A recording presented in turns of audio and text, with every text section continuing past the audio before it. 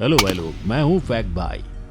और आप MS धोनी के TC से इंडियन टीम के कैप्टन होने की जर्नी को तो जानते ही होंगे। कैसे अपने पिता की नाराजगी और TC की नौकरी के साथ उन्होंने अपने क्रिकेट के सपने को वेस्ट नहीं होने दिया था और अपने दम पर सब कुछ हासिल किया था। पर ऐसी struggling stories Indian cricket team में कईयों की हैं। जैसे इंडियन क्रिकेट टीम के ऑलराउंडर हार्दिक पांड्या, जिन्हें आज सिर्फ IPL में खेलने के 11 करोड़ मिलते हैं। उनकी हालत एक समय में इतनी खराब थी कि बस 400-500 रुपए के लिए वो गांव-गांव जाकर लोकल टूर्नामेंट्स तक खेलते थे। जी हाँ, पर आखिर ऐसा क्या हुआ जिसने इनकी जिंदगी की काया ही पलट दी? इनके स्ट्रगल की कहानी तो हम जानेंगे ही, पर इन्हीं की तरह एक और राइजिंग स्टार हैं यशस्वी जायसवाल, जिन्हें राजस्थान रॉयल्स ने हाल ही में 2 करोड़ 40 लाख रुपए देकर अपनी टीम में शामिल किया है। लेकिन इस सब के पहले इनकी हालत इतनी खराब थी कि ये बिना कुछ खाए पिए टेंट में रहकर अपना गुजारा करते थे। लेकिन सिर्फ यही नहीं, ऐसे ही कई और इंडियन प्लेयर्स की स्टोरीज जानने जा रहे हैं हम आज की video Indian players rags to riches में। नंबर 1, यशस्वी जायसवाल। अब जैसा कि मैंने आपको शुरुआत में ही बताया था कि IPL के राइजिंग स्टार यशस्वी जायसवाल ही वो खिलाड़ी हैं जो एक टाइम पर टेंट में रहकर अपना गुजारा करते थे और इतनी मुश्किलों के बाद आज उन्होंने बस 19 साल की उम्र में ही कई सारे अचीवमेंट्स अपने नाम कर लिए हैं। लेकिन इनके इस मुकाम तक पहुंचने के पहले की कहानी कुछ खास अच्छी नहीं थी, क्योंकि शुरुआत से ही यूपी के गरीब खानदान से आने की वजह से इन्हें कई मुश्किलों का सामना करना पड़ा था। जहाँ इनके बड़े से परिवार को पालने की जिम्मेदारी इनके पिता एक छोटा सा हार्डवेयर की दुकान चलाकर पूरी करते थे। लेकिन यशस्वी के अंदर क्रिकेट का जुनून उनके परिवार की आर्थिक अवस्था से कई गुना ज्यादा था और इसी जुनून के चलते क्रिकेट की ट्रेनिंग लेने 10 साल की उम्र में वो अकेले ही मुंबई आ गए और इस अजनबी शहर में अपने सर पर छत का इंतजाम करने के लिए यशस्वी ने एक दूध की दुकान पर झाड़ू पोछा मारने का काम शुरू किया था, जिसके बदले उन्हें उसी दुकान में रहने की जगह मिल जाती थी। पर क्योंकि उनका आधे से ज्यादा वक्त क्रिकेट के पिच पर ही बीत जाता था और दुकान पर वो ज्यादा समय नहीं दे पाते थे, इसलिए दुकान के मालिक ने उन्हें रातों रात बेघर कर दिया था। लेकिन इन सब रुकावटों के बावजूद यशस्वी ने हार नहीं मानी और अपना क्रिकेट का गियर और आंखों में बड़े सपने लिए वो आगे बढ़ते गए, जिस रोड पर उन्हें सबसे पहले अपने ट्रेनिंग इंस्टीट्यूट को ही अपना घर बनाना पड़ा, जहां वो मैदान में ही टेंट बांध कर रहते थे और बाकी के खर्चे उठाने के लिए वो रास्ते पर ठेला लगाकर पानी पूरी बेचा करते थे, जिससे आने वाले पैसे इतनी जल्दी खर्च हो जाते थे कि अक्सर उन्हें खाली पेट तक सोना पड़ता था। लेकिन कहते हैं ना, जहाँ चाह वहाँ राह है। शायद इसी वजह से इनकी ये मेहनत रंग लाई और 2019 में इन्होंने रणजी ट्रॉफी में अपना फर्स्ट क्लास डेब्यू किया, जिसके बाद उन्होंने एक के बाद एक कई मैचेस खेले और लोगों के दिलों में अपनी जगह बना ली।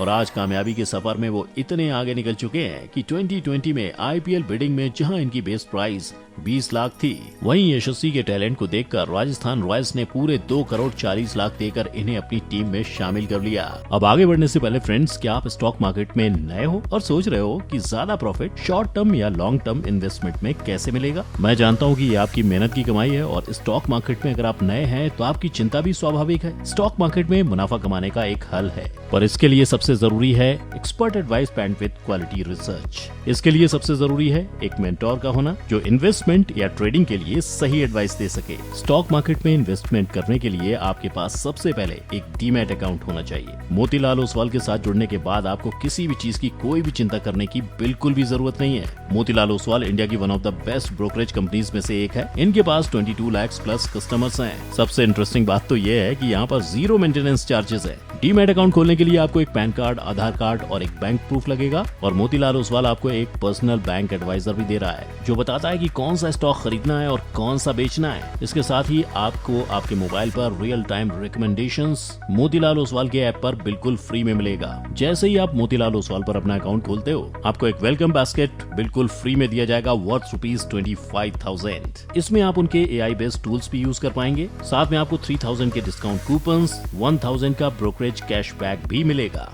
देर किस बात की है, डिस्क्रिप्शन में दिया गया लिंक क्लिक करें, अपना नाम, नंबर और सिटी डालें और अपना डीमैट अकाउंट ओपन कर लीजिए ऑनलाइन। नंबर 2, उमेश यादव।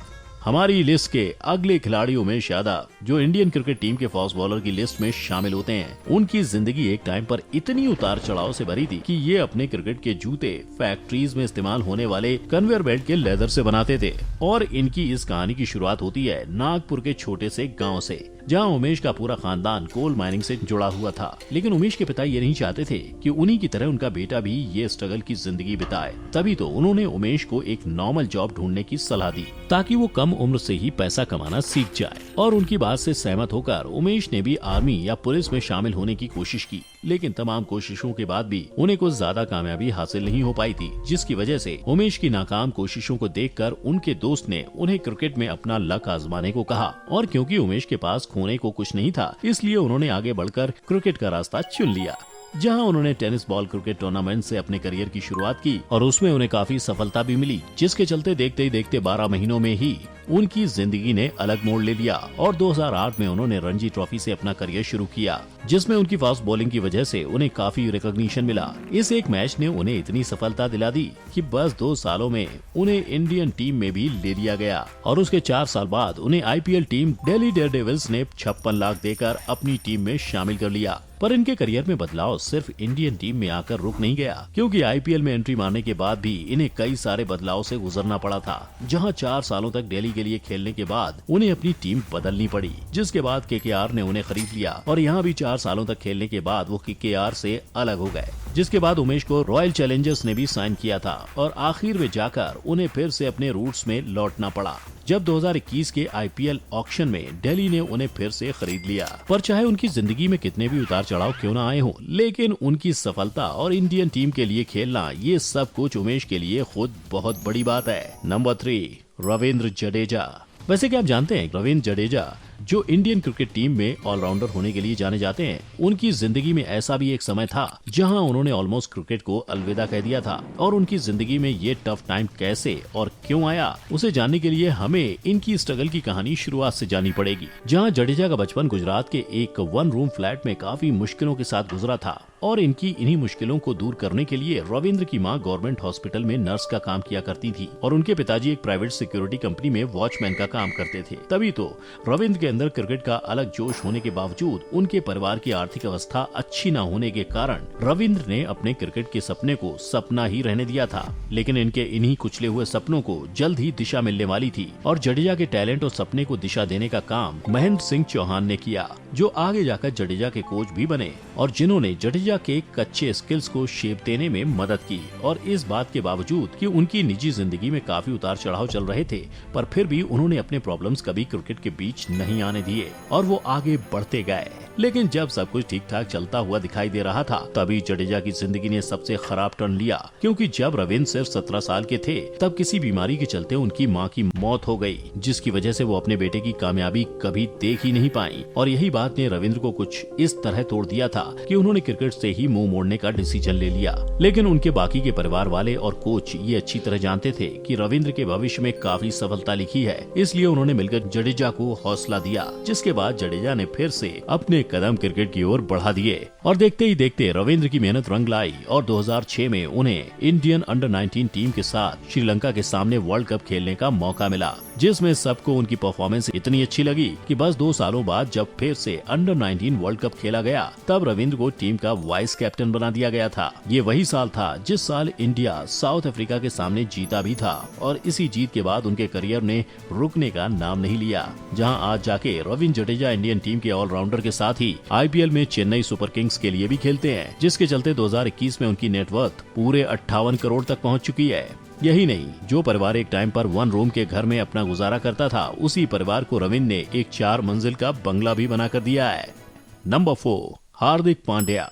और आखिरकार बारी आती है इंडियन क्रिकेट टीम के ऑलराउंडर हार्दिक पांड्या की, जो लोगों के बीच अपने लैविश लाइफस्टाइल के लिए काफी मशहूर हैं। लेकिन इनकी जिंदगी में एक ऐसा वक्त भी था जहां ये सुबह शाम बस मैगी खा के अपना पेट भरते थे। जी हां, और इनकी यही स्ट्रगल की स्टोरी शुरू होती है गुजरात के छोटे से गाँव में, जहाँ उनके पिता एक छोटा सा कार फाइनेंस की दुकान चलाते थे। लेकिन अपने बेटों को एक अच्छी जिंदगी देने के लिए उन्होंने ये सब बंद करके बड़ौदा शिफ्ट होने का तय कर लिया। वैसे तो ये बदलाव हार्दिक की क्रिकेट करियर के लिए काफी महत्वपूर्ण साबित हुआ था। लेकिन शुरुआती दिनों में हार्दिक को बहुत मुश्किलों का सामना करना पड़ा था, क्योंकि 2016 के इंडियन एक्सप्रेस के एक इंटरव्यू में हार्दिक ने कहा था कि उनके ट्रेनिंग के दिनों में वो और उनके भाई ट्रेनिंग ग्राउंड के माली को रिक्वेस्ट करके गर्म पानी लेते थे और वहीं ग्राउंड पर ही मैगी बनाकर खाते थे, जिसे वो दिन रात 365 दिन पैसों की कमी की वजह से खाते थे। और सिर्फ यही नहीं, उनके ट्रेनिंग के दिनों में हार्दिक के सर पर इतनी उधारी हो गई थी कि उनके हाथ में जो भी पैसा आता था वो चुटकी बजते ही खर्च हो जाता था, जिसकी वजह से उन्हें 5-10 रुपए के लिए भी स्ट्रगल करना पड़ता था। और इन्हीं पैसों की मजबूरी के चलते वो गांव-गांव में जाकर बस 400-500 रुपए के लिए लोकल टूर्नामेंट्स खेलते थे। लेकिन यही टूर्नामेंट्स खेलते खेलते और अपने क्रिकेट के स्किल्स को बढ़ाते बढ़ाते उनकी जिंदगी ने एक नया मोड़ तब लिया जब 2015 के आईपीएल ऑक्शन में मुंबई इंडियंस ने उन्हें पूरे 10 लाख में खरीद लिया। और इन्हीं पैसों की मदद से हार्दिक अपने परिवार को गरीबी से एक स्टेबल पोजीशन पर लाने में सफल हो पाए थे, जिसके बाद उनकी परफॉर्मेंस लोगों को इतनी पसंद आई कि 2016 में उन्हें टीम इंडिया में शामिल कर लिया गया और जल्द ही लोग उन्हें इंटरनेशनल लेवल पर एक ऑलराउंडर के तौर पर पहचानने लगे, जिसके चलते आज हार्दिक हाईएस्ट पेड इंडियन क्रिकेटर्स की लिस्ट में भी अपनी जगह बना चुके हैं। वैसे इन सारे क्रिकेटर्स की स्ट्रगल स्टोरी सुनकर एक बात तो क्लियर है कि कड़ी मेहनत करने से सफलता झक मार के तुम्हारे पीछे आएगी और मेहनत से मिली सफलता को पाने से तुम्हें कोई नहीं रोक सकता है, खास करके गरीबी। अब इनमें से किस क्रिकेटर की मेहनत और कष्ट की कहानी आपको सबसे ज्यादा अच्छी लगी, नीचे कमेंट में लिखकर जरूर बताना और साथ ही वीडियो को लाइक और शेयर करना मत भूलना। और अगर ऐसे ही वीडियोस देखते रहना चाहते हो तो चैनल को सब्सक्राइब करके बेल आइकन हिट कर देना। हम मिलेंगे अगली बार। जय हिंद।